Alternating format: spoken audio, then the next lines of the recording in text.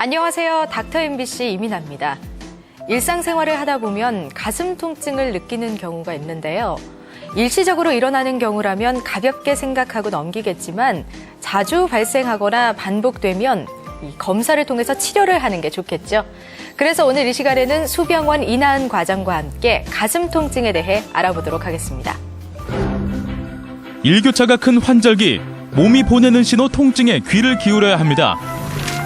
내과 전문의 이나은 과장과 함께 가슴 통증을 일으키는 질병에 대해 이야기합니다.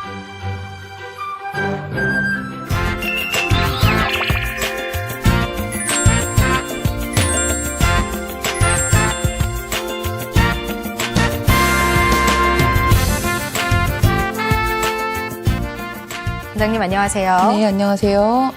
가슴 통증이나 가슴 답답함 때문에 병원을 내원하시는 경우가 있나요? 네, 굉장히 많습니다. 네. 우리가 이렇게 속된 말로 얘기를 하면 자식이 속을 썩여서 가슴이 아프다라는 증상을 가지고 계신 분들부터 여러분이 이렇게 잘 알고 계시는 역류성 식도염, 또 감기를 심하게 걸려서 기침을 오래 한다 이런 증상부터, 그리고 또 드물지만 심근경색증 같이 2-3시간 안에 빨리 응급실 병원에 가야 되는 증상까지 굉장히 다양한 질환들이 가슴 통증으로 표현됩니다. 그래서 그 내과에 들어오시는 분들의 대다수가 가지고 있는 증상이기도 합니다. 네. 그러면 가슴 답답함이나 가슴 통증은 대략적으로 어떤 증상을 나타내는 건가요? 네, 사실 이렇게 사람들을 만나다 보면 딱 들어와서 얘기를 하자마자 이거다라고 생각되시는 분들이 많지 않습니다. 네. 그렇지만 이렇게 우리가 고민을 하고 이게 무엇일지 생각해야 되는 증상 중에 하나가 이 가슴 답답함, 가슴 통증인데요. 기침을 몇 달 해서 가슴이 아파요. 가슴이 아프고 머리가 어지러워요. 답답해요. 이런 증상들은 사실은 어떻게 보면 굉장히 다양한 세상의 모든 병을 포함한 증상이 될 수도 있습니다. 그래서 긴장이 굉장히 되기도 하는 질환인데요. 가슴 통증을 어떻게 접근해야 될지 한번 그래서 얘기를 드리려고 합니다. 그러면 이 가슴이 답답하다라고 이야기를 하시면서 오는 환자들을 보실 때 네. 가장 먼저 이렇게 생각을 하시는 질환은 어떤 것들이 있을까요? 네, 일단 이 가슴 답답한 증상이 갑자기 이렇게 시작되거나 이 아픈 증상이 점점 진행이 되는 경우에는 심장에 대한 검사를 좀 시행을 하시는 게 좋겠습니다. 네. 예를 들면 이렇게 계단을 빨리 올라갈 때 이전과 다르게 숨이 많이 차다, 가슴이 점점 조여오는 증상이 있다라든지 무거운 물건을 들 때 힘이 든다. 힘이 들어서 숨이 차는 증상 말고요. 네. 숨이 차지만 갑자기 가슴이 조이는 증상이 생긴다라고 하면 심장에 이상이 있는지를 먼저 확인을 하시는 게 제일 좋겠습니다. 이제 가슴 부위에는 심장만 있는 게 아니니까요. 네. 또 다른 장기들에는 어떤 것들이 있을까요? 네, 이 가슴이라는 공간이 굉장히 좁은 제한된 공간에 다양한 장기가 있는데요. 네. 우리가 제일 먼저 생각하는 게 이제 심장, 네, 이 말고는 또 위도 있고 식도, 네. 폐 같이 좀 큰 주요한 장기들이 가슴 가운데 이렇게 모여 있습니다.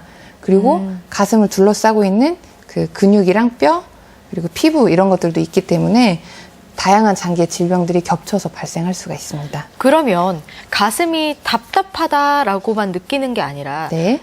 좀 다양한 증상을 호소할 수도 있을 것 같거든요. 예를 들면 이렇게 기침을 하거나 네. 재채기를 하거나 이럴 때 좀 아프다 이렇게 이야기를 하실 수도 있을 것 같은데 어떤가요? 네, 맞습니다. 이 앞에 설명드린 것 같은 이 심장과 관련된 증상도 있지만 특히 요즘처럼 일교차가 심하고 날씨가 좀 변덕스러울 때는 먼지나 바이러스들이 들어와도 호흡이 곤란해져서 가슴이 답답하다라고 증상을 만들 수도 있습니다. 기침을 하신다면 이제 먼저 상기도 질환을 생각해 볼 수가 있겠는데요. 네. 상기도라고 하면 깊은 폐가 아닌 코나 입, 목 이렇게 위에 있는 숨을 쉬는 곳을 말합니다. 그래서 이런 증상들이 계속되고 낫지 않는다면 가슴 통증을 만들 수가 있겠고요. 최근에 천식이 굉장히 급격히 늘어나고 있는데 이 천식 환자도 가슴이 답답한 증상 그리고 호흡곤란의 증상을 만드는 경우들도 있습니다. 그럼 말씀하시는 걸 이렇게 들어보니까요. 네. 감기 증상이 나는 굉장히 오래 간다라고 이야기하시는 분들이 감기 증상이 아닐 수도 있겠네요. 네, 우리가 흔히 말하는 감기는 이렇게 입이나 코, 목에서 염증이 생기는 상기도 감염 증상인데요. 몸이 무리가 해서 또는 면역력이 떨어져서 우리 몸에 바이러스들이 많이 침투를 하게 되는데 이 바이러스를 효과적으로 막아내지 못하게 됐을 때 감기 같은 병에 걸리게 됩니다. 그런데 이 감기가 좀 낫고 나서 기침이 계속되는 경우가 많습니다.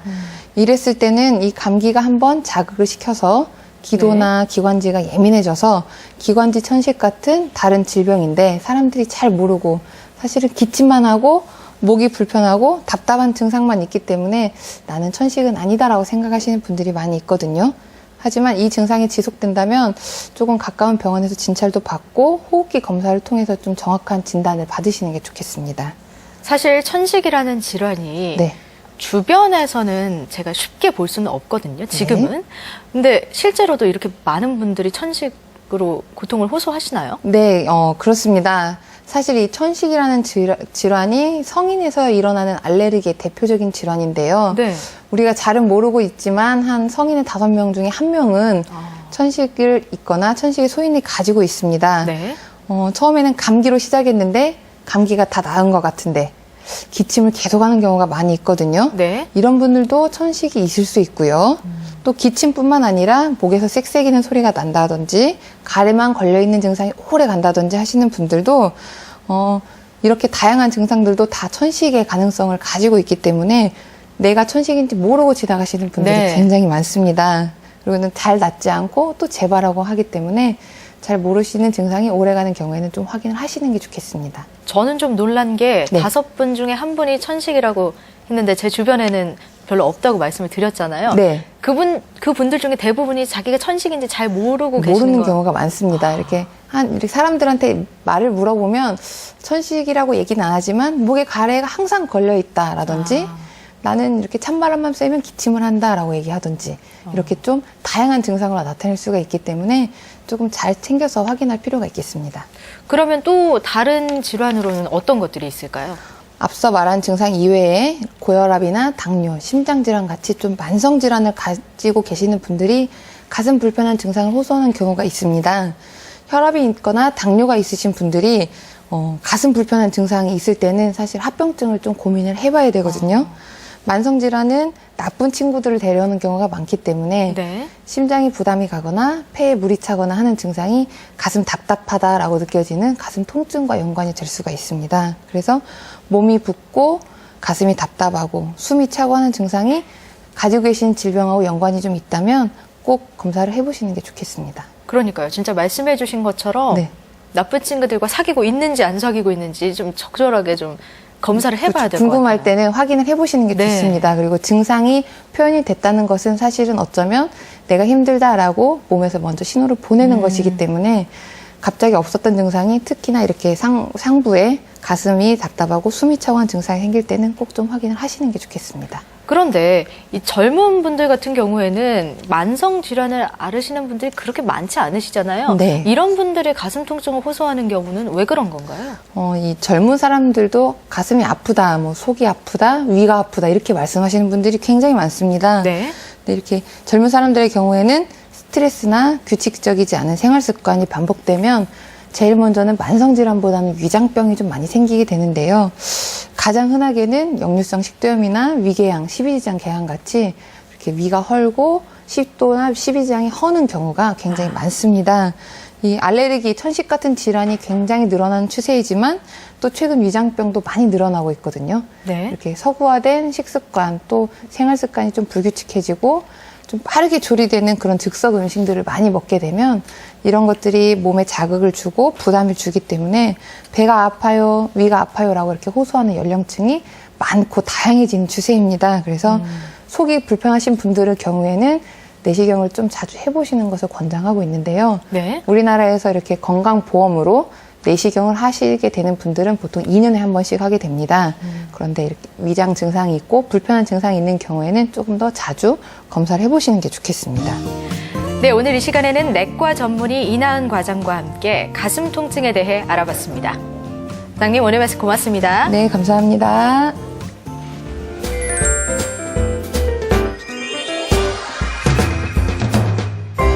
목은 자세의 영향을 가장 많이 받는 부위입니다.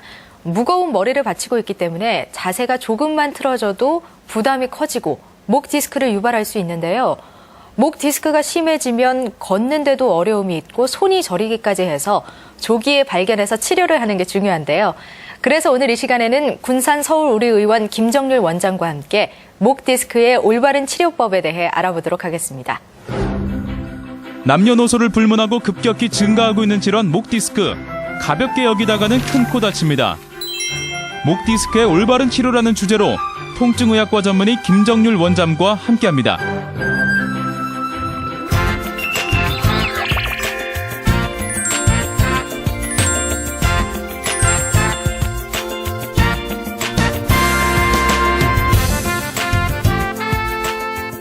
원장님 안녕하세요. 안녕하세요.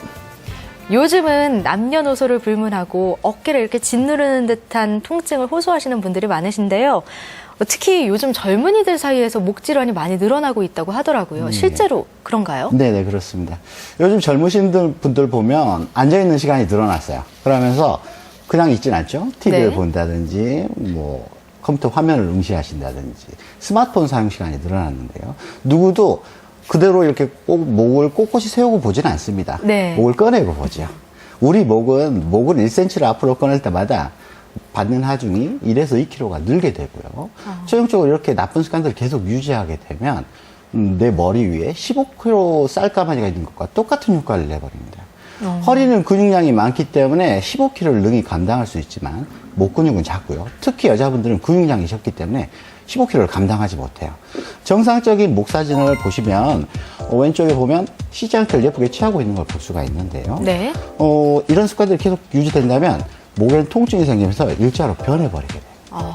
그렇게 되면 많은 분들이 목 근육이라고 하면 목 뒤쪽에만 있을 거라고 생각을 네. 하지만 목 근육의 일부분은 어깨축이라든지 날개축기로 내려가는 근육들이 있기 때문에 환자분들은 목이 짓누르도 무거워요. 목 근육이 좀 잘 눌려요. 네. 어깨 축지가 아침에 일어나도 개운치 않아 하는 이런 일자목이나 거북목 증후군 환자들이 많이 늘고 있기 때문에 그렇습니다. 어떻게 보면 목이 상체의 중심이라고 할 수 있잖아요. 이 허리 위로는 중심이라고 할 수 네. 있는데 연결되는 부위가 많다 보니까 목 디스크 때문에 목이 아픈 건지 혹은 일자목 때문에 목이 아픈 건지 아니면 다른 질환 때문에 목이 아픈 건지 구별하기가 쉽지 않을 것 같은데 네, 그렇습니다. 구별하는 방법이 있나요? 네, 의사들도 이 증상만 가지고 일자목인지 목 디스크인지 아니면 회전근개 파열 같은 어깨 질환인지 구별하기는 쉽지 않았습니다. 네. 그래도 몇 가지 증상하고 자가 진단법으로 환자분들도 어느 정도까지는 구별해낼 수가 있어요. 네. 그래서 아까 집에 거북목 증후군을 설명을 해드렸으니까 목 디스크부터 설명을 하자 보면 목 디스크는 초기에는 이런 어깨 축지가 좀 불편합니다. 목하고요. 근데 이런 것들은 초기에 근육통하고 구별하기는 좀 어렵고 네. 초기 증상들이라서 적극적으로 치료할 필요는 없습니다. 단 대신 생활 습관을 많이 바꿔줘야 되죠. 그런데 중기가 넘어가면서 이 어깨 축지에 머물러 있던 통증들이 점차적으로 어깨라든지 팔이라든지 손으로 내려가면서 저리고 아픈 통증을 유발하게 됩니다. 이때는 환자분들이 아실 수 있는 방법은 경추신경 자극 검사라고 해서 네. 이렇게 편하게 앉으신 상태에서 고개를 뒤로 젖힌 다음에 아프신 팔 쪽으로 이 목을 움직였을 때 손에 있는 통증이 더 강화된다면 내가 목 디스크가 있구나 생각해도 크게 틀린 생각이 아닙니다. 특히 손이 너무 아픈데 이렇게 손을 들어서 머리 위로 올렸을 때 통증이 경감되면 내가 수술할 만큼 심한 목 디스크를 가지고 있구나 생각해도 무방합니다. 반면에 회전근개 파열 같은 어깨 질환들은 오히려 팔을 들어올릴 때 아프다든지 열중시를 하기가 어렵다든지 아프신 어깨 쪽으로 저녁에 주무실 때 통증이 발생된다는 차이를 보입니다. 쉽게 말해서 목 디스크는 목을 움직였는데 팔이 아프면 목 디스크를 먼저 생각하시면 되고요. 네. 어깨를 움직였는데 팔이 아프면 어깨 질환을 생각하시면 되겠습니다. 요즘은 이렇게 수술로 치료를 하는 것보다는 수술을 하지 않고 치료하기를 더 원하시는데 목 디스크도 수술하지 않고 치료하는 방법이 있나요? 네, 있습니다. 먼저 이게 수술이 꼭 필요한 건지 아닌 건지 검사를 정확하게 한 다음에 네. 초기 디스크 같은 경우는 물리치료나 약물치료, 간단한 인대 강화 치료만으로 충분히 치료가 되고요. 중기가 넘어가면 좀 문제가 생기는데 팔 통증이 생기게 되면 경추 경막의 신경치료라든지 네. 수액성형술이 도움이 될 수가 있습니다. 그림에서 보시는 것처럼 왼쪽에 보시는 경추 경막의 신경치료라는 것은 국소 마취를 한 다음에 아주 가늘한 바늘을 넣어요. 그래서 신경주에 염증을 풀어주는 약물을 주입하는 시술이고요. 수액성형술 같은 경우는 특수한 플라즈마를 발생시키는 전극이 달린 아주 가늘한 바늘을 디스크 내부에 직접 넣어서 이 플라즈마를 통해서 튀어나와 있는 디스크를 증발시켜 버립니다. 둘 다 수술 전에 할 수 있는 효과적인 치료 방법들이죠. 목 디스크를 주사 치료 방법으로 치료를 할 때 또는 뭐 수술적인 치료를 할 때 네. 혹시 위험하거나 그러지는 않나요? 그렇죠. 이 목이라는 것은 온몸으로 가는 신경의 네. 통로입니다. 그래서 저희들이 신경 치료할 때도 대단히 조심해서 해요. 그래서 저희들 같은 의사들도 허리를 치료할 때보다 목을 치료할 때 10배는 스트레스를 좀 받아야 합니다. 그래서 시술이 끝나고 나면 이 환자분이 호흡수는 괜찮은지 심장을 잘 뛰고 있는지 모니터링을 해줘야 돼요.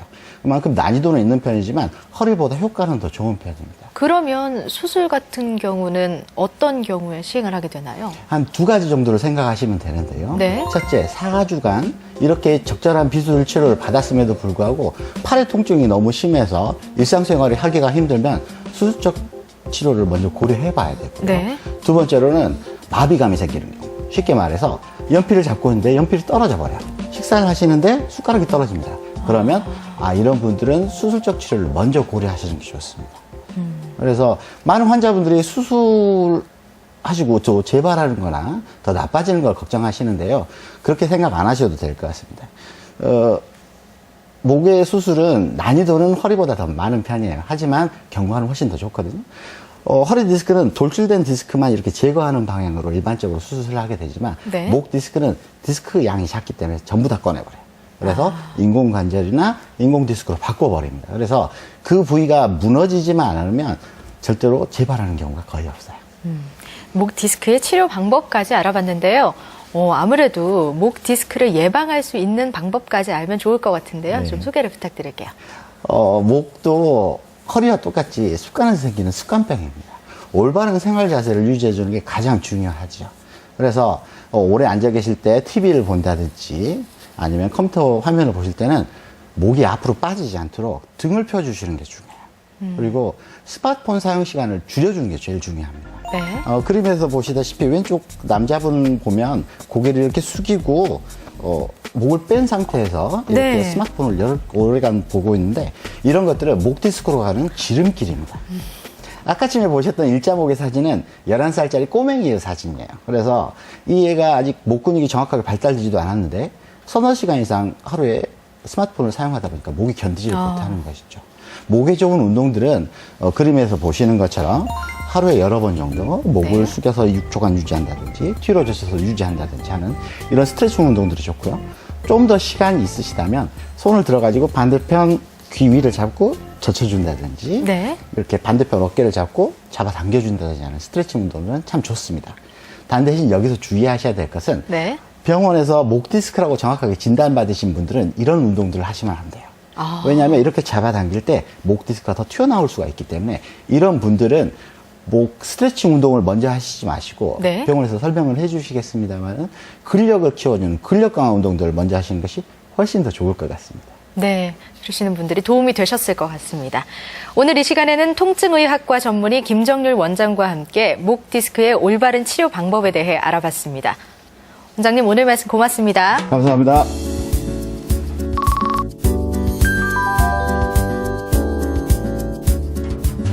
주말에 잠도 많이 자고 충분히 쉰 것 같은데 여전히 피곤할 때가 있습니다. 그런 경우는 몸만 쉬고 머리는 쉬지 않았기 때문인데요. 일상의 소소한 걱정이나 근심은 털어놓고 또 잠시라도 일에 대한 생각은 덜어둔 채 재충전의 시간을 가져보는 건 어떨까요? 오늘 제가 준비한 소식 여기까지입니다. 다음 주 이 시간에 저는 다시 찾아뵙겠습니다. 고맙습니다.